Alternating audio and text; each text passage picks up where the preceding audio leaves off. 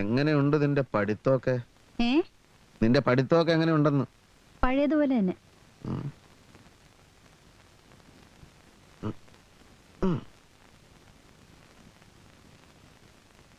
ഇങ്ങോട്ട് നോക്കിയേ. ശോഭയോട് നീ നല്ല ബഹുമാനത്തിലൊക്കെ പെരുമാറണം കേട്ടോ. നിന്റെ ചേട്ടത്തി അമ്മയാണ്, അത് മറക്കണ്ട. കളിയാക്കിയിട്ടുള്ള സംസാരമൊന്നും ആ കുട്ടിയോട് വേണ്ട.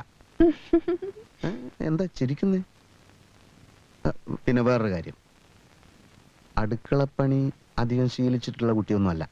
അതുകൊണ്ട് ഒന്നും ചെയ്യാൻ സമ്മതിക്കണ്ട.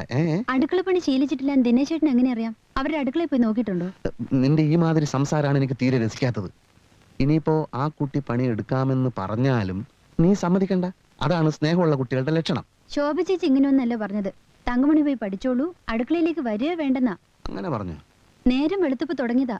പാത്രം കഴുകലും ചായ ഉണ്ടാക്കലും. അടുക്കളയിൽ ഭയങ്കര യുദ്ധത്തിലാ. അടുക്കളയിൽ ഉണ്ടല്ലേ?